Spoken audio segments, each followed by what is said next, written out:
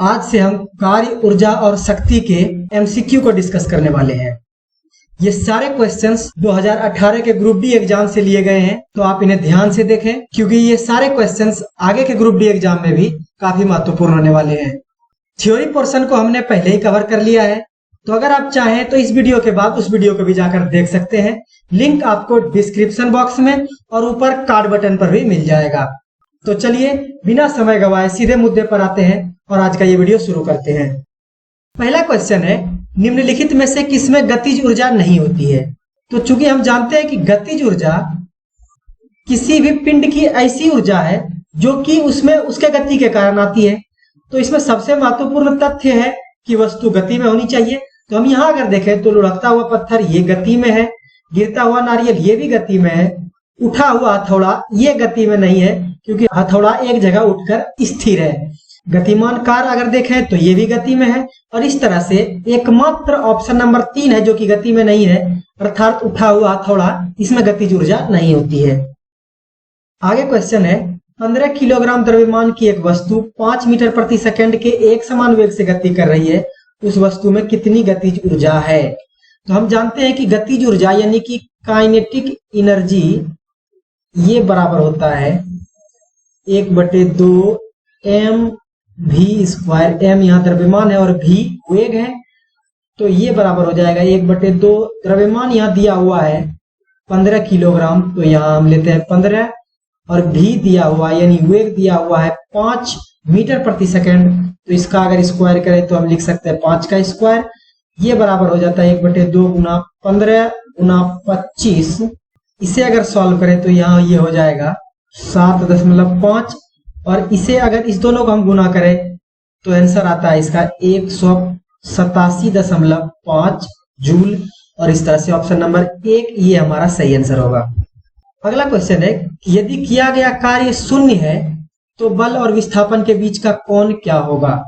चूंकि कार्य बराबर होता है एफ एस और इस दोनों के बीच के एंगल का कोसाइन, तो हम यहाँ अगर देखें तो या तो एफ या तो एस या कॉस थीटा, अगर तीनों में से किसी का भी मान शून्य हो तो किया गया कार्य शून्य होगा। और चूंकि हमें यहाँ कोण पूछा गया है तो हमें इस दोनों के बारे में कोई जानकारी नहीं है, तो हम मानते हैं यहाँ कि कॉस थीटा का जो मान है ये ही शून्य है। तो कॉस थीटा का मान शून्य होने के लिए हम जानते हैं कि थीटा का मान होना चाहिए 90 डिग्री, क्योंकि कॉस 90 डिग्री का मान शून्य होता है।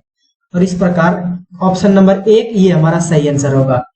हम हर एक क्वेश्चन को इसी तरह बारीकी से डिस्कस करने वाले हैं, क्योंकि अगर आप इन कंसेप्ट्स को बेहतर ढंग से समझे हुए होंगे तो आपको किसी भी तरीके से क्वेश्चन पूछा जाए आप बहुत आसानी से सॉल्व कर पाएंगे। अगला क्वेश्चन है, भूमि से 8 मीटर की ऊंचाई पर 20 किलोग्राम द्रव्यमान की एक पिंड में निहित ऊर्जा कितनी है? तो सबसे पहले अगर हम देखें तो भूमि से ऊंचाई के कारण इसमें ऊर्जा है, यानी कि इसकी स्थिति के कारण ऊर्जा है। तो यह जो ऊर्जा होगी ये किस प्रकार की होगी? ये होगी स्थितिज ऊर्जा। और हम जानते हैं कि स्थितिज ऊर्जा यानी कि पोटेंशियल एनर्जी ये बराबर होता है mgh। m यहाँ द्रव्यमान है, g गुरुत्वीय त्वरण है और h पृथ्वी के सतह से ऊंचाई है। तो m हमारे पास यहाँ दिया हुआ है 20 किलोग्राम, g दिया हुआ है हमारे पास 10 मीटर प्रति सेकंड स्क्वायर और h दिया हुआ है 8 मीटर। अगर इसे हम सॉल्व करें तो ये हो जाएगा 1600 जूल, और इस तरह ऑप्शन नंबर 1 ये हमारा सही आंसर होगा। अगले क्वेश्चन को अगर हम देखें तो यहाँ है, यदि कोई बल F किसी वस्तु पर विस्थापन S की दिशा में लग रहा हो, यानी कि विस्थापन की दिशा अगर ये है तो बल की भी दिशा यही है, तो कार्य W का समीकरण क्या होगा? हम जानते हैं कि W बराबर होता है F S cos थीटा, और चूंकि यहाँ बल और विस्थापन दोनों एक ही दिशा में है तो थीटा का मान 0 होगा, और इस प्रकार cos थीटा का मान 1 हो जाएगा। तो हम लिख सकते हैं इसे सीधे ही W बराबर F इंटू S, और चूंकि cos थीटा का मान होता है 1 तो इसे अगर हम यहाँ लिखें तो ये F गुना S गुना 1 हो जाता है।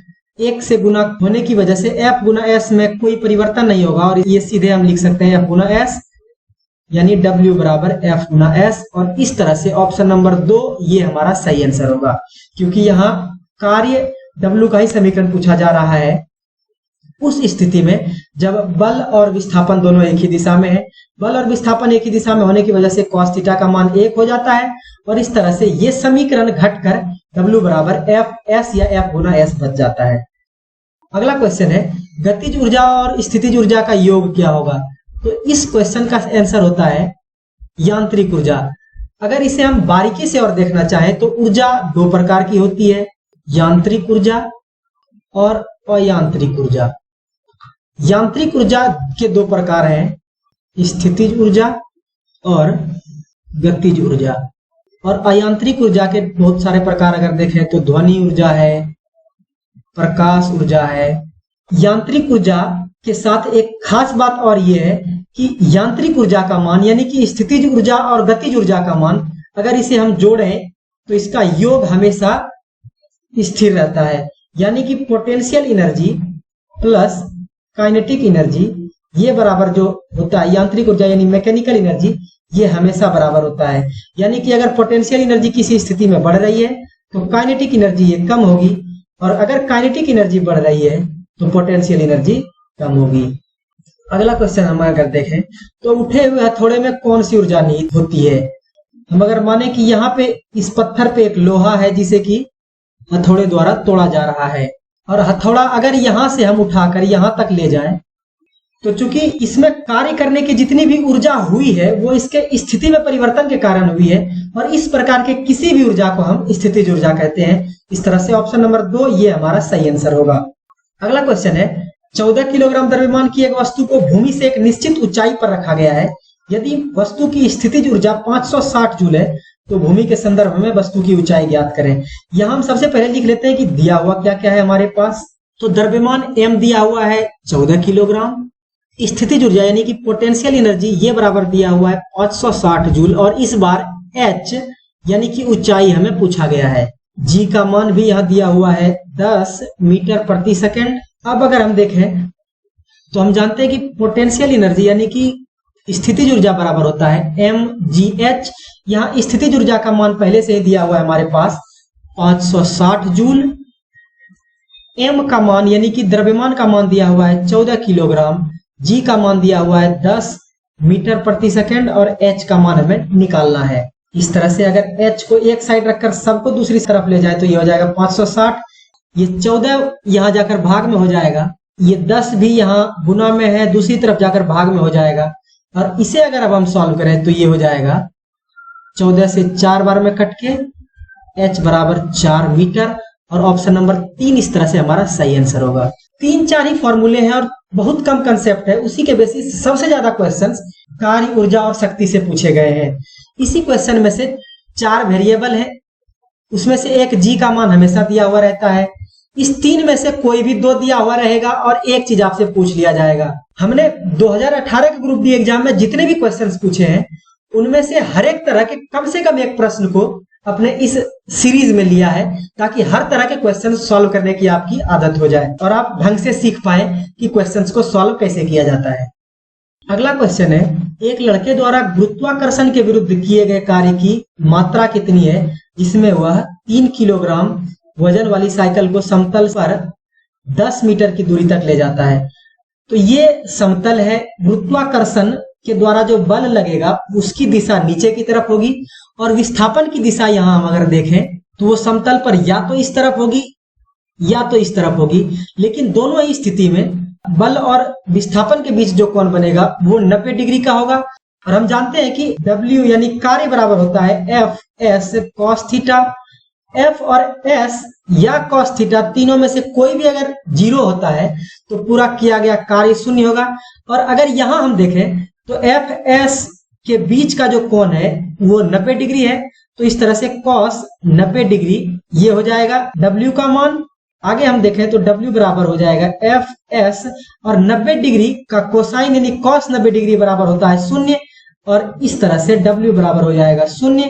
तो हम बिना कैलकुलेशन किए यहाँ कह सकते हैं कि चूंकि यहाँ बल और विस्थापन के बीच का कोण 90 डिग्री है इसीलिए किया गया कार्य 0 होगा। अगर यहाँ गुरुत्वाकर्षण बल के बजाय कोई दूसरा बल कार्य कर रहा होता जिसकी दिशा इस तरफ होती या फिर इस तरफ होती यानी 90 डिग्री के अलावा कोई दूसरा कोण बन रहा होता तो यहाँ पर किया गया कार्य शून्य नहीं होता, लेकिन चूंकि यहाँ F और S के बीच का कोण 90 डिग्री है तो इसलिए किया गया कार्य शून्य होगा। अगला क्वेश्चन है, दो वस्तुएं जिसके द्रव्यमान m और 9m है, बराबर गतिज ऊर्जा के साथ गतिमान है, तो उसके रेखीय संवेग का अनुपात ज्ञात कीजिए। अगर मान ले कि m द्रव्यमान वाली वस्तु का वेग v1 है और 9m द्रव्यमान वाली वस्तु का वेग v2 है और दोनों की गतिज ऊर्जा अगर बराबर है तो ये बराबर हो जाएगा 1/2 m v1 स्क्वायर बराबर 1/2 9m और v2 का स्क्वायर। 1/2 से 1/2 ये सीधे सीधे कट जाएगा तो समीकरण के बाएं तरफ हो जाएगा m v1 का स्क्वायर बराबर 9m v2 का स्क्वायर। m से m भी कट जाएगा और अगर यहाँ हम देखें तो v1 का स्क्वायर इसे बराबर हम लिख सकते हैं। अगर 9 को भी हम स्क्वायर के फॉर्म में लिखना चाहें तो इसे लिख सकते हैं 3v2 का स्क्वायर और इस तरह से हम यहाँ से स्क्वायर स्क्वायर दोनों को कटा सकते हैं तो v1 बराबर हो जाएगा 3v2। अब अगर हम इसके संवेग का अनुपात निकालना चाहें तो p1/p2 ये बराबर हो जाएगा p1 यानी पहली वस्तु जिसका कि m है द्रव्यमान, इसका संवेग, तो इसके लिए हम लिखेंगे m इसका द्रव्यमान और वेग v1, वहीं दूसरी वस्तु का द्रव्यमान है 9m और इसका वेग है v2। इसे अगर हम आगे सॉल्व करें तो ये हो जाएगा p1/p2 बराबर m से m कट जाएगा, v1 की जगह पर हम लिख सकते हैं 3v2 बटे ये हो जाएगा 9v2। इसे 3 बार में काटा जा सकता है और v2 से v2 सीधे सीधे कट जाएगा और इस तरह से p1/p2 ये बराबर हो जाएगा 1/3, या तो हम लिखें इसे तो p1/p2 ये बराबर हो जाएगा 1/3 और इस तरह से ऑप्शन नंबर 1 ये हमारा सही आंसर होगा।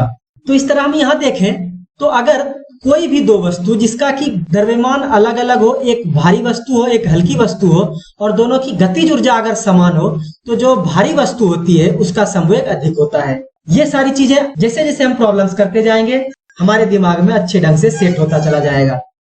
अगला क्वेश्चन है, 12.5 किलोग्राम की एक वस्तु को भूमि से एक निश्चित ऊंचाई पर रखा गया है। यदि वस्तु की स्थितिज ऊर्जा 687.5 जूल है तो भूमि से वस्तु की ऊंचाई ज्ञात करनी है। इस तरह का हम एक और पहले भी सवाल कर चुके हैं। इसे हम यहाँ से डायरेक्ट अगर लिखें तो mgh बराबर हो जाएगा पोटेंशियल एनर्जी, m बराबर यहाँ दिया हुआ है 12.5, g बराबर दिया हुआ है 10, h हमें निकालना है, पोटेंशियल एनर्जी बराबर है 687.5 जूल। h बराबर अगर हम यहाँ से लिख रहे हैं तो ये हो जाएगा 687.5 बटे 12.5 गुना 10। इसे अगर हम सॉल्व करें तो निकल कर आएगा हमारे पास 5.5 मीटर। मैंने ये कैलकुलेशंस पहले ही कर लिए हैं तो आप चाहें तो इसे कैलकुलेट करके देख सकते हैं। समय बचाने के ख्याल से मैंने इन सारे कैलकुलेशंस को पहले ही कर लिया है और इस तरह से ऑप्शन नंबर 4 ये हमारा सही आंसर होगा। अगला क्वेश्चन है, 10 न्यूटन का एक बल लगाने पर एक वस्तु 5 मीटर तक विस्थापित होती है, किया गया कार्य होगा। चूंकि हमने इस तरह के सवाल पहले भी कर लिए हैं लेकिन यहाँ इसका लेने का मकसद ये है कि यहाँ अगर आप देखें तो न्यूमेरिकल वैल्यू सबके 50 ही है। सिर्फ अगर आपको कार्य यानी कि वर्क डन का यूनिट पता हो तो आप इस क्वेश्चन का आंसर दे सकते हैं। हम जानते हैं कि कार्य का यूनिट होता है यानी कि मात्रक होता है जूल और इस तरह से ऑप्शन नंबर 2 ये हम सीधे सीधे टिक कर सकते हैं। ये कोई मेरा बनाया हुआ सवाल नहीं है, ये सारे क्वेश्चंस प्रीवियस ईयर के हैं और आपको मुझ पर यकीन करने की भी जरूरत नहीं है। आप जाएं और प्रीवियस ईयर के क्वेश्चंस उठाएं और आप पाएंगे कि ये सारे क्वेश्चंस प्रीवियस ईयर के ही हैं। और कार्य ऊर्जा और शक्ति से संबंधित जितने भी क्वेश्चंस हैं अगर आप इस सीरीज को ढंग से समझ लें तो उसका एक भी क्वेश्चंस आपसे नहीं छूटेगा। आगे अगर हम देखें तो एक गतिमान कार अपने आरंभिक वेग से 4 गुना वेग प्राप्त करती है। इस प्रक्रिया के दौरान इसकी स्थितिज ऊर्जा में क्या परिवर्तन होता है? देखिए ये काफी आसान सवाल है लेकिन समझने वाली बात यहाँ है कि गतिमान कार का वेग 4 गुना होता है और हमें स्थितिज ऊर्जा पूछा जा रहा है। हम जानते हैं कि स्थितिज ऊर्जा यानी पोटेंशियल एनर्जी का जो व्यंजक होता है वो होता है mgh। इसमें से वेग का कोई भी व्यंजक नहीं है, ना तो इसके m में परिवर्तन हुआ यानी द्रव्यमान में परिवर्तन हुआ, ना ही g में परिवर्तन हुआ और ना ही h में परिवर्तन हुआ। तो हम कह सकते हैं कि स्थितिज ऊर्जा में किसी भी प्रकार का कोई परिवर्तन नहीं होगा, इससे सिर्फ गतिज ऊर्जा बदलेगी और इस तरह से ऑप्शन नंबर 3 ये हमारा सही आंसर होगा। अगला क्वेश्चन है, पृथ्वी की ओर मुक्त रूप से गिरने वाले पिंड की कुल ऊर्जा में क्या परिवर्तन होगा? तो यहाँ ध्यान दें कि कोई भी पिंड अगर पृथ्वी की तरफ गिर रही है तो इसमें शुरू में पोटेंशियल एनर्जी होगा सिर्फ यानी कि स्थितिज ऊर्जा होगा, और जैसे जैसे ये गिरती जाएगी तो इसका स्थितिज ऊर्जा गतिज ऊर्जा में बदलता चला जाएगा। लेकिन कि इस दोनों का जो योग होगा यानी कि potential energy plus kinetic energy, ये हमेशा बराबर होगा यानी कांस्टेंट होगा, और इसे ही हम यांत्रिक ऊर्जा कहते हैं। इस तरह हम कह सकते हैं कि इसमें किसी भी प्रकार का कोई परिवर्तन नहीं होगा, और ऑप्शन नंबर 1 ये सही आंसर होगा। अगला क्वेश्चन है, किसी वस्तु पर किया गया कार्य डाइस पर निर्भर नहीं करता है। तो चूंकि W बराबर होता है F S cos थीटा, तो यहां हम देखें तो वह कोण जिस पर बल विस्थापन हेतु प्रवृत्त है, तो इस कोण पर निर्भर कर रहा है। ये ऑप्शन सही है हमारे लिए। प्रयुक्त बल इस पर भी निर्भर करता है, विस्थापन इस पर भी निर्भर करता है, लेकिन वस्तु का प्रारंभिक वेग कुछ भी हो, इस पर किया गया कार्य निर्भर नहीं करता है। इसलिए ऑप्शन नंबर 4 ये हमारा सही आंसर होगा। अगला क्वेश्चन है, एक हल्के और एक भारी पिंड की गतिज ऊर्जाएं समान है, तो इसमें से किसका संवेग अधिक होगा। हमने पहले भी इस तरह का एक न्यूमेरिकल सॉल्व किया है, और वहां भी मैंने जोर देकर इस बात को कहा था कि अगर दो वस्तुओं की गतिज ऊर्जाएं समान है तो उसमें से जो भारी पिंड होगा उसका संवेग अधिक होगा, और इस तरह ऑप्शन नंबर 3 ये हमारा सही आंसर होगा। अगला क्वेश्चन है, एक लड़की जिसका वजन 200 न्यूटन है 2 मीटर ऊंचे वृक्ष पर चढ़ती है। यदि g बराबर 10 मीटर प्रति सेकंड स्क्वायर हो तो वृक्ष पर चढ़ने के बाद लड़की द्वारा किया गया कार्य कितना था। ये पृथ्वी सतह से अगर ये 2 मीटर तक चढ़ती है लड़की, और लड़की का वजन यानी वेट यहाँ पर दिया हुआ है 200 न्यूटन, तो हम यहाँ फोर्स ले सकते हैं 200 न्यूटन, और हमें कार्य निकालना है। तो चूंकि W बराबर होता है F S cos theta, F बराबर है यहाँ 200 न्यूटन, S बराबर है 2 मीटर। बल की दिशा यहाँ अगर देखें तो ये नीचे की तरफ है, और विस्थापन जो लड़की का है वो ऊपर की तरफ है, तो यानी कि कोण हो जाएगा थीटा बराबर 180 डिग्री। cos 180 डिग्री यहाँ अगर लिखे तो हम जानते हैं कि cos 180 डिग्री का मान होता है -1, तो इस तरह से अगर इसे सॉल्व करें तो ये हो जाएगा -400 जूल, यानी कि इसका परिमाण 400 जूल होगा, और माइनस का चिन्ह यहाँ ये बताएगा कि कार्य जो किया गया है वह बल के विपरीत दिशा में किया गया है। आंसर हम पहले अगर देख लें यहाँ तो 400 जूल होगा। अगर इसके अंदर के कुछ स्पेशल चीजों को हम अगर देखना चाहें तो हम यहाँ देखते हैं कि इसका जो माइनस वाला चिन्ह है ये बता रहा है कि लड़की के द्वारा जो कार्य किया गया है वो बल के विपरीत दिशा में किया गया है, और कोई भी ऐसा कार्य जो बल के विपरीत दिशा में किया जाता है वह उस वस्तु में यानी इस स्थिति में इस लड़की में एक ऊर्जा के रूप में संचित हो जाती है, और इस स्थिति में जो ऊर्जा होगी वो होगी स्थितिज ऊर्जा यानी कि पोटेंशियल एनर्जी। यानी कि लड़की में ये जो कार्य किया गया है 400 जूल का, इस लड़की में अब इस ऊंचाई पर 400 जूल की स्थितिज ऊर्जा होगी। उम्मीद करता हूं कि ये चीज आप अच्छे ढंग से समझ गए होंगे। अगला क्वेश्चन अगर हम देखें तो निम्न में से किन भौतिक मात्राओं की इकाई समान है। हम अगर देखें तो कार्य और ऊर्जा दो ऐसी भौतिक राशियां जिसकी इकाई की समान होती है, और ये जूल होता है। अगला क्वेश्चन है, आयनीकरण ऊर्जा की इकाई क्या है।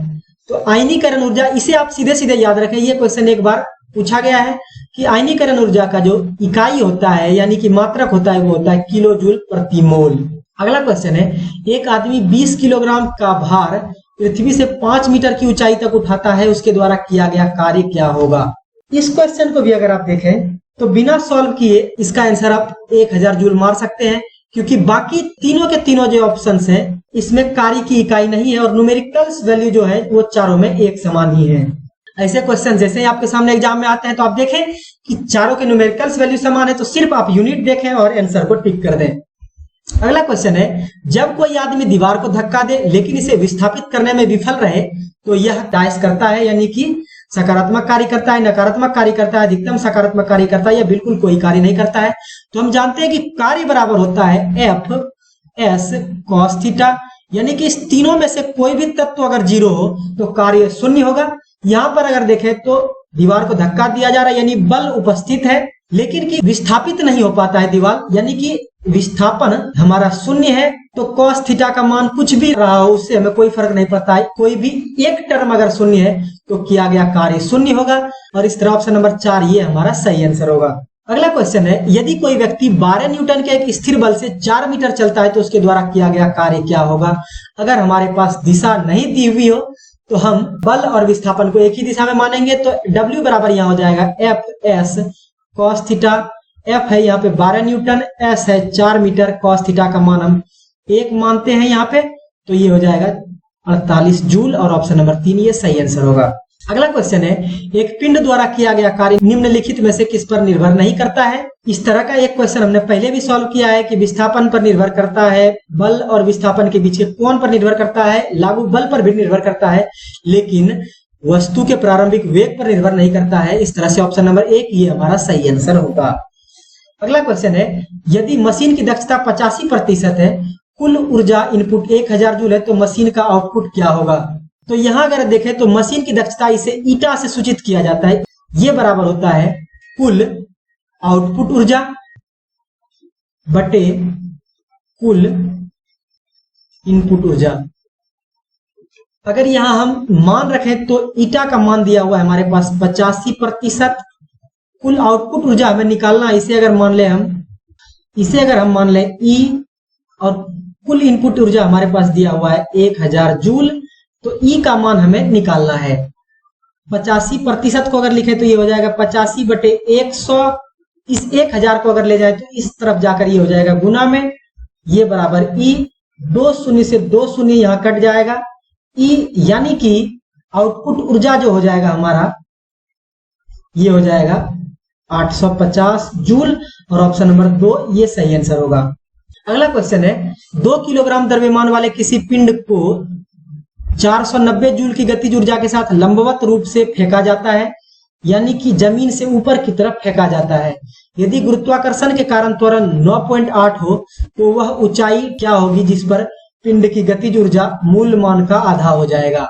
इस सवाल को आप चाहें तो चूंकि ऊर्जा आधा होना है तो हम ले सकते हैं वो ऊंचाई जिस पर की ऊर्जा हो जाए 490 बटे 2, और इस ऊंचाई पर हम वेग निकालें, वेग निकालने के बाद इस पर गतिज ऊर्जा निकाल सकते हैं। लेकिन इसे हम एक आसान तरीके से भी सॉल्व कर सकते हैं। ऊर्जा संरक्षण का सिद्धांत हमें कहता है कि गतिज ऊर्जा जैसे जैसे कम होती जाएगी, स्थितिज ऊर्जा उसी तरह से बढ़ती चली जाएगी। अगर हम माने कि यहां से वस्तु को ऊपर की तरफ फेंका गया और यहां से h ऊंचाई पर जाने के बाद वस्तु की गतिज ऊर्जा 490 बटे 2 यानी कि 245 जूल बचती है, यानी कि यहाँ पे 245 जूल गतिज ऊर्जा हो जाती है। इसे अगर दूसरे तरीके से हम देखें तो इस वक्त वस्तु में जो स्थितिज ऊर्जा होगी, पोटेंशियल एनर्जी, ये बराबर भी 245 जूल होगा, क्योंकि जितनी गतिज ऊर्जा कम हुई है स्थितिज ऊर्जा उतना ही बढ़ा है। अब हमारे पास अगर देखें तो m है 2 किलोग्राम का, पोटेंशियल एनर्जी है 245 जूल, g दिया हुआ है 9.8 मीटर प्रति सेकंड स्क्वायर और h निकालना है। तो अब अगर हम चाहें तो बिना लंबा चौड़ा कैलकुलेशन किए सीधे स्थितिज ऊर्जा का अगर फॉर्मूला लगाएं तो स्थितिज ऊर्जा बराबर होता है mgh। स्थितिज ऊर्जा बराबर यहाँ है 245 जूल, m बराबर है 2 किलोग्राम, g बराबर है 9.8 और h का मान हमें निकालना है। इसे अगर हम आगे सॉल्व करें तो ये हो जाएगा 245 बटे 2 गुना 9.8, ये बराबर h, और इस तरह से इसे अगर हम सॉल्व करें तो h बराबर निकल कर आएगा 12.5 मीटर, और इस तरह से ऑप्शन नंबर 2 ये सही आंसर होगा। तो आज के वीडियो लेक्चर में फिलहाल इतना ही। कमेंट बॉक्स में जरूर बताएं कि ये वीडियो लेक्चर आपको कैसा लगा, साथ ही ये भी बताएं कि इनमें से आप कितने क्वेश्चन सही कर सकते थे। इसके साथ ही इस वीडियो से संबंधित अगर आपका कोई सवाल हो तो उसे भी कमेंट बॉक्स में जरूर लिखें, हम आपके सभी सवालों के जवाब जरूर देंगे। अगर वीडियो पसंद आया हो तो इसे लाइक करें और इसे उन लोगों तक भी जरूर पहुंचाएं जिन्हें कि इनसे फायदा मिल सकता है। तो मिलते हैं इसी तरह के एक और मजेदार वीडियो लेक्चर के साथ, तब तक के लिए नमस्कार, जय हिंद।